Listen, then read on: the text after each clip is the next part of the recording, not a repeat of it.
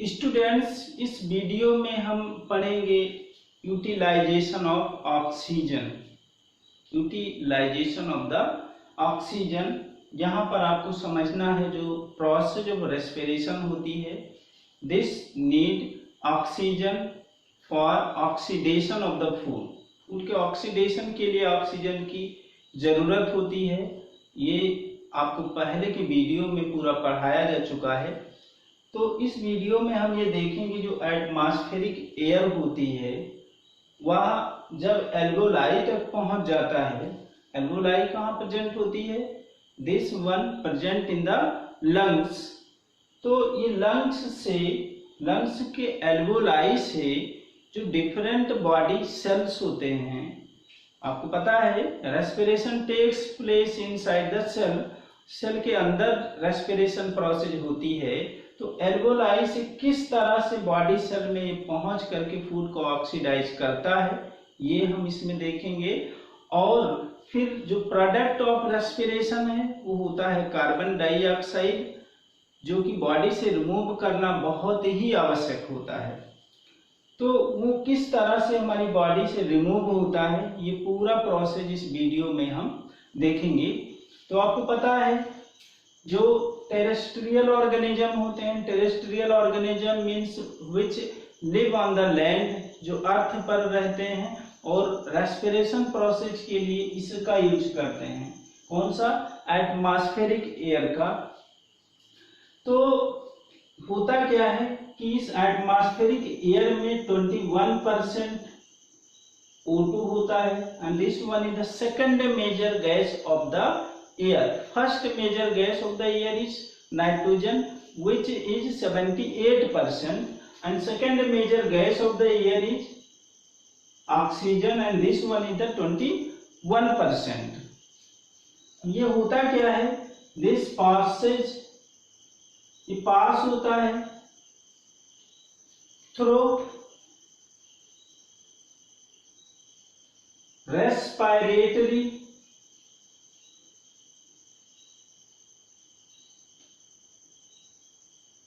Passage. जो respiratory passage होता है एटमॉस्फेयर से एल्वेओलाई तक एयर को कई ऑर्गन से पास करना होता है। वो ऑर्गन कौन कौन से हैं? Like nose, nasal chamber, pharynx, trachea, bronchi, और फिर वो लंग्स में जो ब्रोंकाई लंग्स में इंटर करता है, फिर उसके अंदर भी ब्रांचेज होते हैं, ब्रैंकियोल, फिर उससे फाइन ब्रैंकियोल, लास्ट में टर्मिनल ब्रैंकियोल होता है, और फिर पहुंचता है कहाँ? एल्वेओलाई में। एल्वेओलाई में जब ये एयर पहुंच जाता है तो यहाँ से क्या होता है, जो ऑक्सीजन होती है वह एल्वेओलाई जो होती है वो एक बहुत ही थिन लेयर्स ऑफ सेल से फॉर्म होती है। और जो ये थिन लेयर ऑफ सेल्स होती हैं स्क्वैमस एपिथेलियल जो टाइप ऑफ टिश्यू है उससे बनी होती है। तो सिंगल लेयर, और फिर जो ब्लड वेसल्स होती है कैपिलरीज, वो भी सिंगल लेयर ऑफ सेल से फॉर्म होती है। तो होता क्या है कि ये एक्सचेंज होता है, जो गैसेज होती हैं, यानी कि यहाँ पर जब O2 आ जाता है एल्वेओलाई में तो यहाँ से ये O2 पास हो जाता है कहाँ पर? वो पहुंच जाता है ब्लड में। O2 कहाँ पहुंचता है? ब्लड में। और फिर इस ब्लड में होता क्या है, डिफरेंट टाइप ऑफ सेल्स होते हैं और प्लाज्मा होता है। तो जो डिफरेंट टाइप ऑफ सेल है उनमें से एक सेल होती है RBCs, या इसको बोलते हैं red blood capsules, and this red blood capsules contain haemoglobin.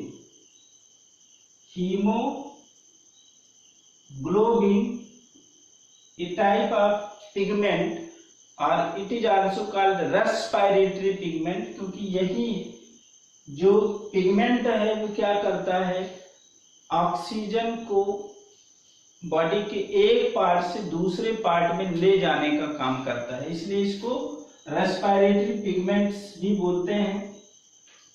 तो ये क्या करता है, इस हीमोग्लोबिन को हम शॉर्ट में HB लिखते हैं। हीमोग्लोबिन को शॉर्ट में क्या लिखते हैं? HB। ये Hb जो होता है ये बाइंड हो जाता है किससे, ऑक्सीजन से, और एक इंटरमीडिएट प्रोडक्ट फॉर्म करता है जिसको बोलते हैं ऑक्सी हीमोग्लोबिन। जब हीमोग्लोबिन इससे जुड़ जाता है तो इसका जो कलर होता है वो रेड होता है।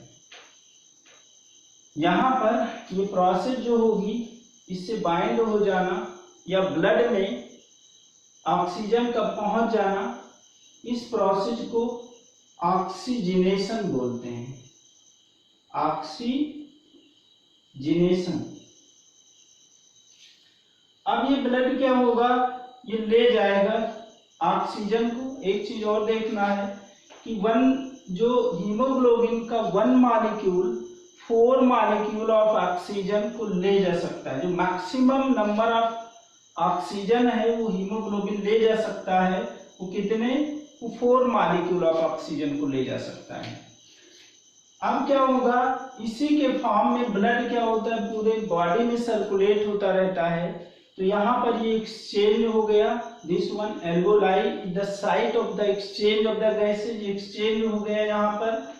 और फिर यहाँ से क्या होता है, क्या होगा, जो ब्लड है डिफरेंट बॉडी टिश्यूज तक ये जाएगा। फिर यहाँ पर सेकंड साइट होता है, first sight one is the alveoli, जहाँ पे जो O2 होगा वो पहुंच जाएगा ब्लड में, और CO2 ब्लड से कहाँ चला जाएगा, एल्वोलाई में।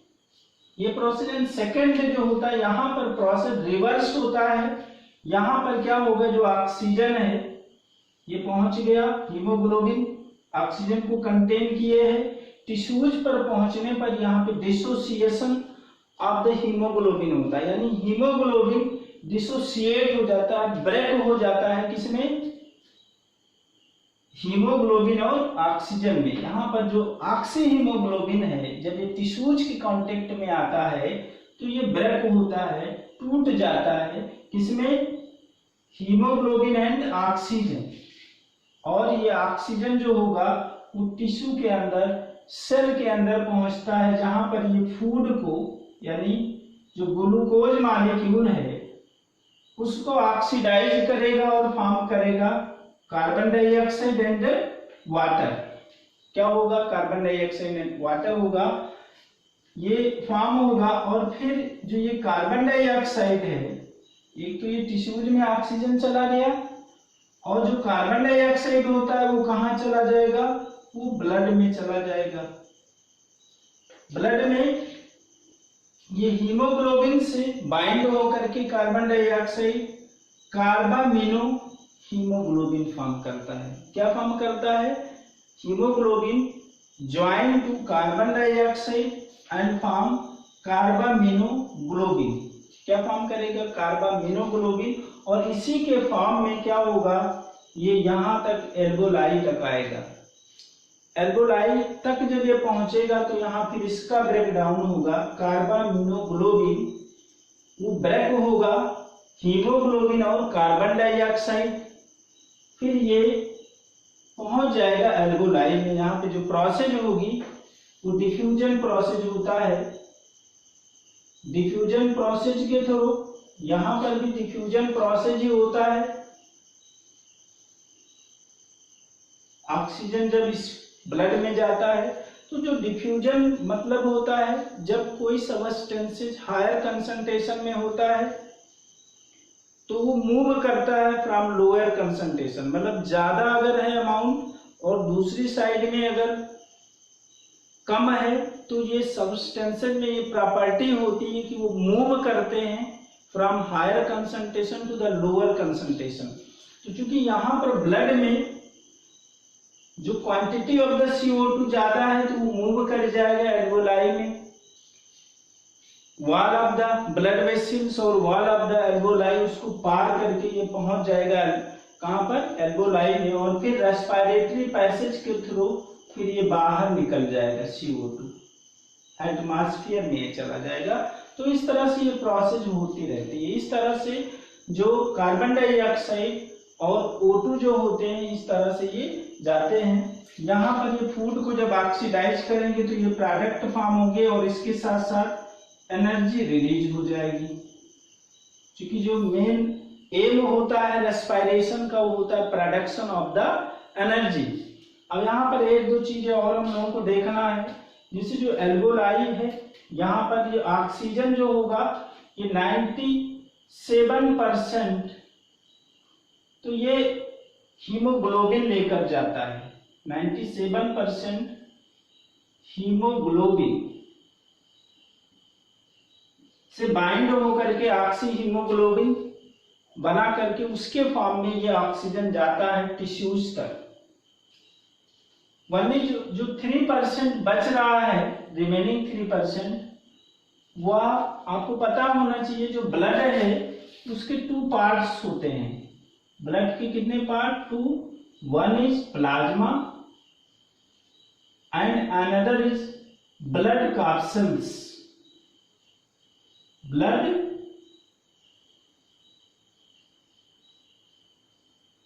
कैप्सूल्स होता है। तो यहाँ पर जो 3% होता है वो इसी में डिजॉल्व हो जाता है, डिजॉल्व्ड इन प्लाज्मा। 3% जो ऑक्सीजन होता है वो प्लाज्मा में घुल जाता है, उसी में डिजॉल्व हो जाता है, और उस डिजॉल्व फॉर्म में ये कहाँ से? एल्वेओलाई से पहुंच जाता है टिश्यूज में। अगर हम, ये तो O2 हो गया, ऑक्सीजन जो होता है 97% हीमोग्लोबिन के साथ बाइंड होकर के ऑक्सी हीमोग्लोबिन फॉर्म कर लेता है, और उसके फॉर्म में यहाँ से एल्वेओलाई से पहुंचता है कहाँ पर? टिश्यूज तक। और जो 3% होते हैं, ब्लड का जो पार्ट होता है प्लाज्मा में, वो डिजॉल्व हो जाता है और डिजॉल्व फॉर्म में ही पहुंचता है टिश्यूज तक।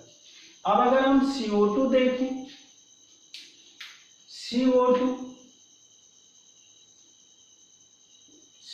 जो होता है 70% या कार्बोनेट के फॉर्म में,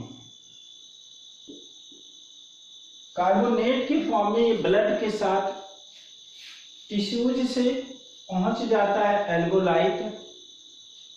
इसके अलावा अगर हम देखें 22, यहाँ पर 22-25% ये हीमोग्लोबिन के साथ बाइंड होकर के, हीमोग्लोबिन के साथ बाइंड होकर के और पहुंचता है कहां पर? यानी कि हीमोग्लोबिन से बाइंड होकर के फॉर्म क्या करेगा? कार्बामिनो कार्बामिनो हीमोग्लोबिन ये फॉर्म करता है, उसके फॉर्म में ये टिश्यूज से पहुंचता है कहां तक? एल्वेओलाई में। और 7% जो होता है वह ये डिजॉल्व होता है इन प्लाज्मा। तो इस तरह से ये ट्रांसपोर्ट होता है from tissues to the alveoli. और ऑक्सीजन जो होता है एल्वेओलाई से टिश्यूज तक पहुंचता है मोस्टली ऑक्सी हीमोग्लोबिन के फॉर्म में, और बहुत ही कम % होता है किसके? मतलब डिजॉल्व फॉर्म में ये ट्रांसपोर्ट होता है। तो आपको ये क्लियर हो गया होगा जो यूटिलाइजेशन है, किस तरह से यूटिलाइज होता है ऑक्सीजन, किस तरह से बॉडी एल्वेओलाई से डिफरेंट टिश्यूज में, डिफरेंट सेल में पहुंचता है, और फिर वहां से जो प्रोडक्ट फॉर्म होता है किस तरह से एल्वेओलाई में जाकर के पहुंचता है। अब यहाँ पर एक चीज यहाँ पे जो बच रहा है वो क्या है? कभी कभी ये पूछ लेता है, क्योंकि यहाँ पे जो टेरेस्ट्रियल ऑर्गेनिज्म होते हैं वो रेस्पिरेटरी या हम कह लीजिए कि ऑक्सीजन को यूज करते हैं कहाँ से? एटमॉस्फेरिक एयर से। लेकिन एक्वाटिक ऑर्गेनिज्म जो होते हैं, जो वाटर में रहने वाले ऑर्गेनिज्म हैं, वो ऑक्सीजन कहाँ पाते हैं? तो उसमें क्या होता है, जो ऑक्सीजन होता है वो वाटर में डिजॉल्व होता है। क्या होता है? तो जो एक्वाटिक ऑर्गेनिज्म है वो क्या करते हैं? Take dissolved oxygen in the which are found in the water. यानी वाटर में कुछ ऑक्सीजन डिजॉल्व होता है और उसका यूज करते हैं किसके लिए, रेस्पिरेशन के लिए। तो क्वेश्चन जो बनता है, कभी कभी क्वेश्चन ये पूछ लेता है कि जो एक्वाटिक ऑर्गेनिज्म होते हैं उनमें जो रेट ऑफ रेस्पिरेशन है या रेट ऑफ ब्रीदिंग जो होती है वह फास्ट होती है in comparison to the terrestrial organism. तो क्यों होगा, ऐसा क्यों होता है? तो आपको पता होना चाहिए कि जो यहाँ पर ऑक्सीजन ज्यादा अमाउंट में प्रेजेंट होती है, but in water dissolved oxygen is present in very less amount, बहुत कम अमाउंट में होती है। और इस कारण से जो एक्वाटिक ऑर्गेनिज्म होते हैं उनमें जो ब्रीदिंग प्रोसेस होती है, रेट ऑफ रेस्पिरेशन होती है, is much higher than the terrestrial organism. तो ये क्लियर हो गया होगा। अब देखिए यहाँ पर जो सेकंड लाइफ प्रोसेसेज है वो है रेस्पिरेशन, वो पूरी तरह से कंप्लीट हो गया है। इसमें जो ज्यादा याद रखने वाली चीजें हैं जो आपके एग्जाम में जो ज्यादा पूछे जाते हैं, एक तो है what are difference between aerobic respiration and anaerobic respiration, ये याद रखना है। सेकंड जो मोस्ट इंपॉर्टेंट टॉपिक है और मोस्ट इंपॉर्टेंट क्वेश्चन है वो है what is breathing and explain the process of breathing. ये जो है आप पिछले जो वीडियोज हैं उसको आप पढ़ेंगे तो पूरी तरह से आपके समझ में आ जाएगा। इसके अलावा और जो क्वेश्चंस पूछे जाते हैं, कभी कभी एक फ्लो चार्ट जो है पूछ लेता है, फ्लो चार्ट ड्रा करने को, जो एरोबिक रेस्पिरेशन और एनारोबिक रेस्पिरेशन है वो फ्लो चार्ट पिछले वीडियोज में हम बता चुके हैं, उसको पूरा आपको देख लेना है। इसके अलावा यहाँ पे हीमोग्लोबिन, ये सभी चीजें याद रखना है। और हम फिर अगले वीडियो में जो इसके बाद का जो लाइफ प्रोसेसेज है, ट्रांसपोर्टेशन, उसको पढ़ेंगे। और फिर उसके बाद में हम एक्सक्रीशन, यहाँ पे जो लाइफ प्रोसेसेज है उसमें हम दो चीजें पढ़ चुके, 4 लाइफ प्रोसेसेज के बारे में पहले चैप्टर में दिया गया है। एक तो न्यूट्रिशन है, दूसरा क्या है रेस्पिरेशन, और न्यूट्रिशन और रेस्पिरेशन दोनों हम कंप्लीट कर चुके। अब जो हमें पढ़ना है वो ट्रांसपोर्टेशन और एक्सक्रीशन पहले चैप्टर में, और इसके बाद हम ट्रांसपोर्टेशन ही पढ़ेंगे। अगर इन जो रेस्पिरेशन है इसमें कोई भी समस्या बन रही है तो आप कमेंट बॉक्स में लिखिए और उस समस्या को हम फिर अगले वीडियो में दूर कर देंगे। इसके अलावा यहाँ पर आपको ये पता होना चाहिए कि जो न्यूट्रिशन है उसका मैं एक प्लेलिस्ट जो है पार्ट 1, पार्ट 2, पार्ट 3 के फॉर्म में बना दिया हूँ। और रेस्पिरेशन जो है उसका भी मैं 7 पार्ट और ये वीडियो लेकर के 8 पार्ट में रेस्पिरेशन को कंप्लीट किया हूँ। तो आप अगर सीक्वेंस से पूरा वीडियो पढ़ना चाहते हैं तो पार्ट 1 से लेकर के पार्ट 8 तक रेस्पिरेशन को आप पढ़ सकते हैं। तो फिर हम एक नए वीडियो के साथ फिर मिलेंगे।